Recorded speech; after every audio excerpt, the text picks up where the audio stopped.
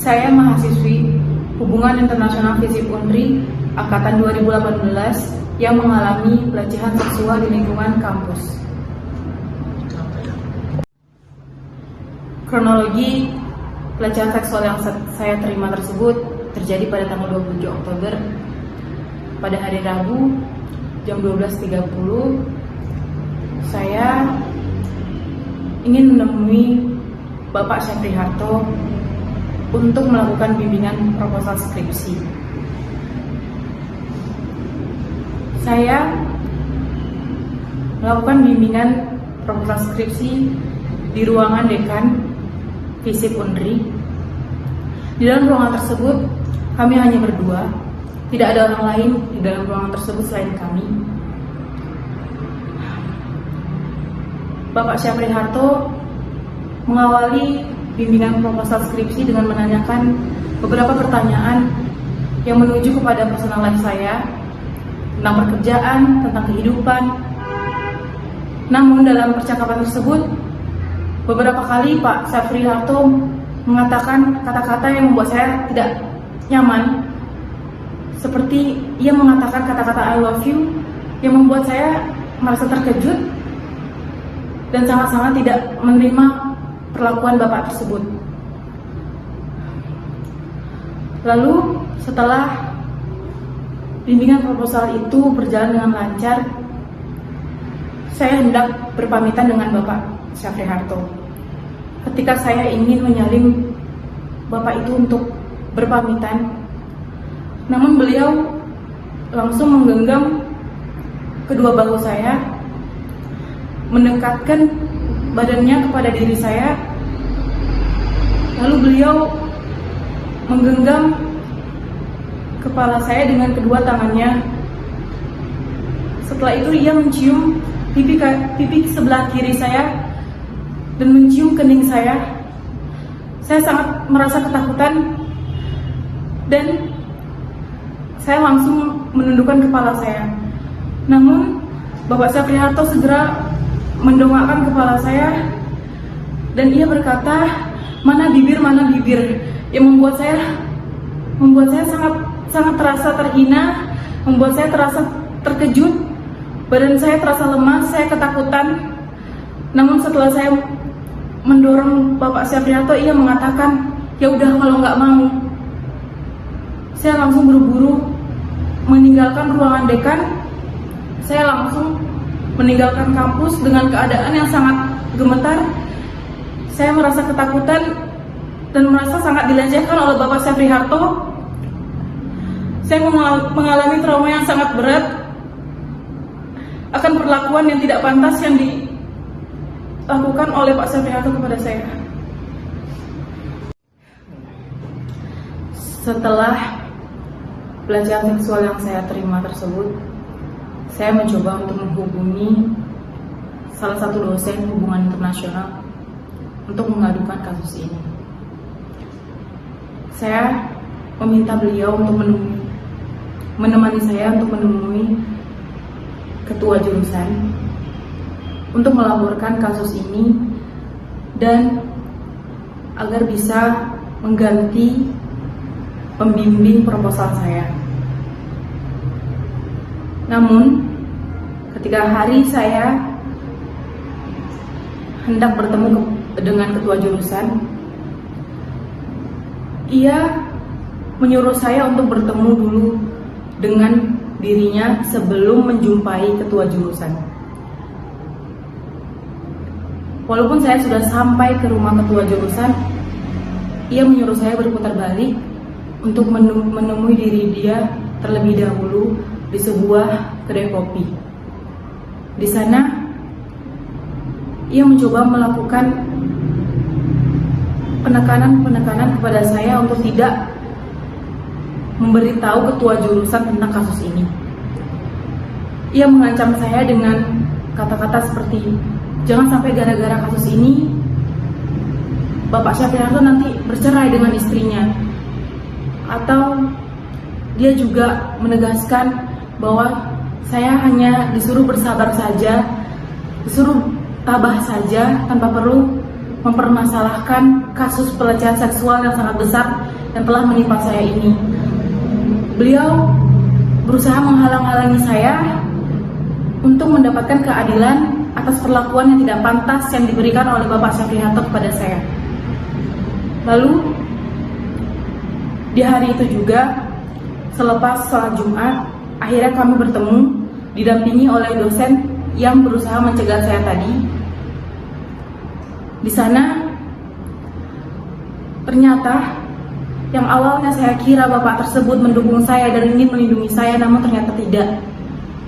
Di depan ketua jurusan ia mencoba menyalah-nyalahkan saya atas kecerobohan saya yang tidak menggunakan SK dalam melakukan bimbingan proposal.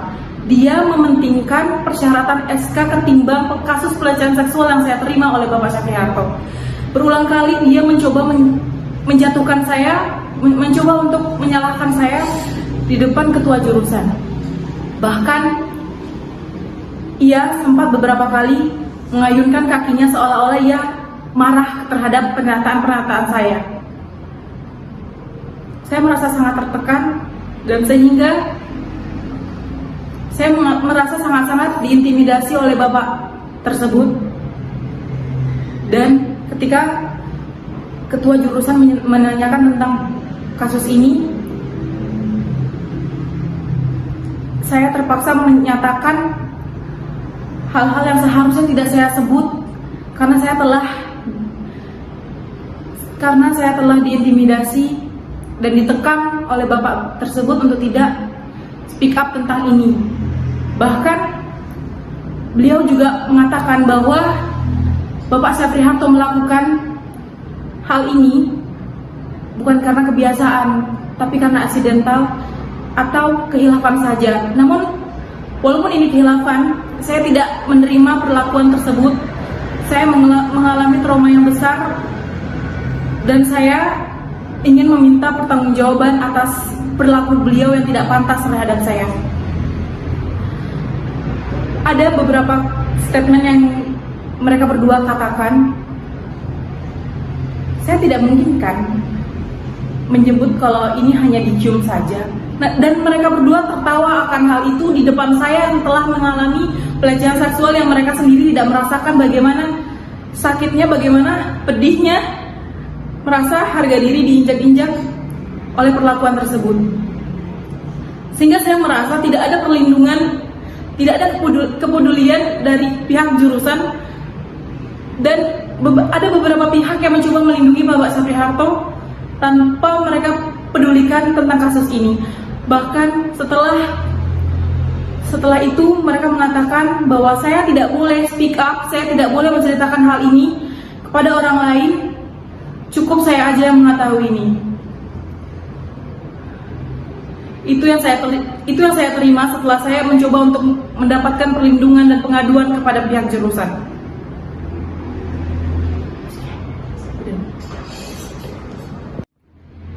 Setelah saya mencoba melaporkan kasus pelecehan seksual yang saya terima tersebut kepada ketua jurusan, dosen yang mencoba mengintimidasi saya mengatakan bahwa saya harus bertemu atau menghubungi langsung Bapak Syafriharto dan mencoba untuk mempertemukan kami secara langsung. Beliau tidak memikirkan dan tidak mengerti bagaimana perasaan saya sebagai korban dipaksa untuk menemui pelaku yang bahkan ketika saya membayangkan wajah Bapak tersebut, saya mengalami ketakutan yang sangat luar biasa.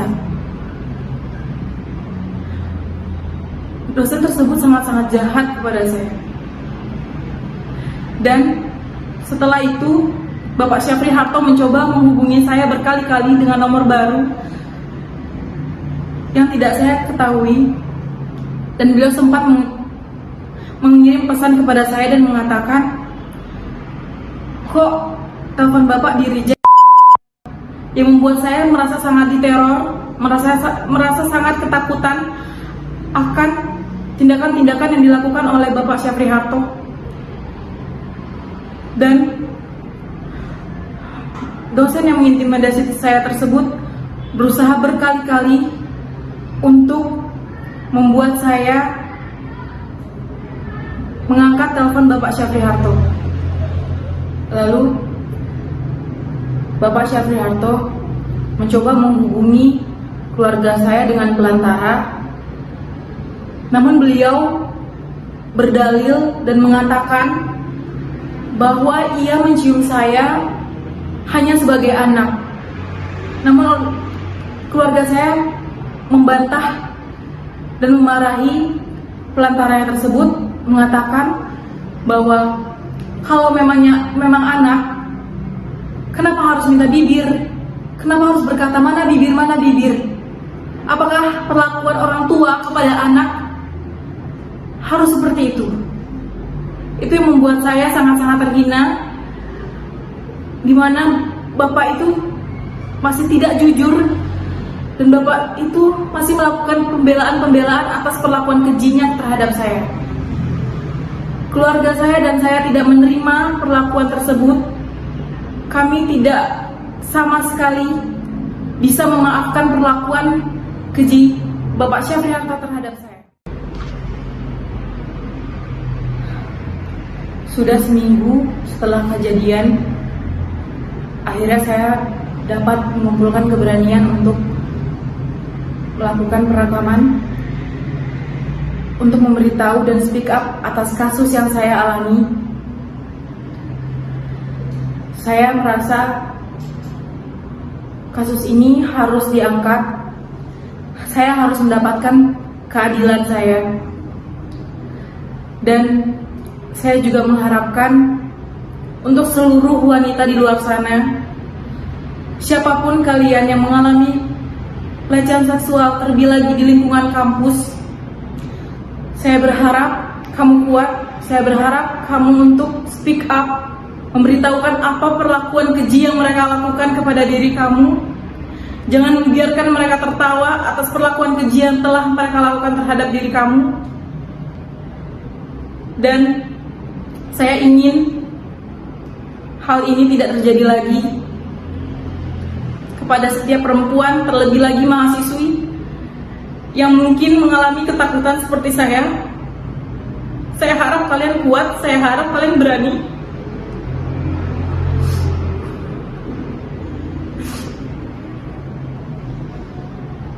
Saya tidak ingin mereka dengan santainya melakukan pelecehan seksual dengan kita wanita yang tidak memiliki kekuatan untuk membalas. Saya harap saya mendapatkan keadilan dan pelaku dihukum seberat-beratnya, mendapatkan hukuman yang pantas atas perlakuan keji yang dia berikan terhadap saya.